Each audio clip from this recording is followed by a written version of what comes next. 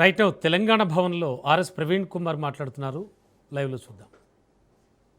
ద్వారా అని చెప్పి ఆయన చాలా క్లియర్గా ఆయన ట్వీట్ల మీద ట్వీట్లు పెడుతున్నాడు. దాని తర్వాత కూడా నిన్న కూడా బీజేపీ పార్టీ ఆఫీస్కు పోయి బండి సంజయ్ గారు అదే మాట చెప్పిండ్రు.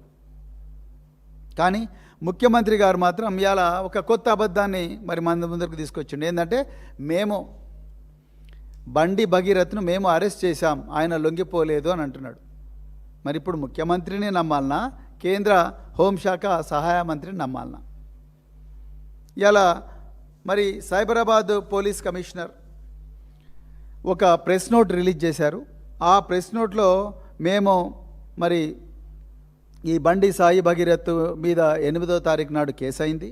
ఆ 8వ తారీఖు నాడు కేసు అయినప్పుడు మరి దాని తర్వాత ఒక పోక్సో సెక్షన్ల కింద కేసు రిజిస్టర్ చేసినాం. రిజిస్టర్ చేసిన తర్వాత రకరకాల బృందాలు ఎక్కడికి, కరీంనగర్కు, ఢిల్లీకి మరియు ఇతర ప్రాంతాలకు పోలీసు బృందాలను ఈ బండి సాయి భగీరథ్ను పట్టుకోవడానికి పంపించాము. అదేవిధంగా లుకౌట్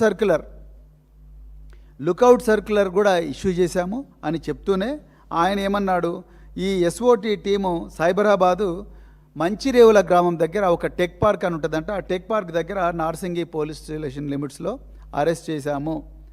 8 గంటల 15 నిమిషాలకు 16వ తారీఖు నాడు అరెస్ట్ చేశాము అని చెప్పారు. సైబరాబాద్ పోలీస్ కమిషనర్ గారు, నేను అడుగుతా ఉన్నా, ఒక వ్యక్తిని అరెస్ట్ చేస్తే ఆయన చుట్టూ ఉండేవాళ్ళు ఎస్ఓటి పోలీసులు ఉండాలి.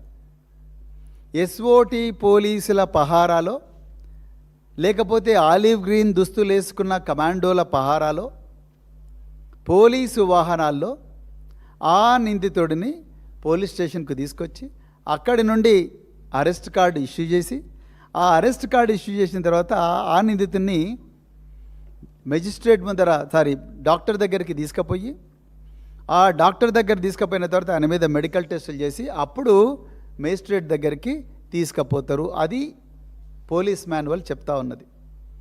మరి నిజంగా ఈ నిందితుడిని మీరు అప్పా దగ్గర నాకాబందీ అని అన్నారు గౌరవ ముఖ్యమంత్రి గారు. ఈరోజు నాకాబందీ ఏర్పాటు చేసి ఆ నిందితుడిని మేము అరెస్టు చేశాము అని అంటున్నారు కదా.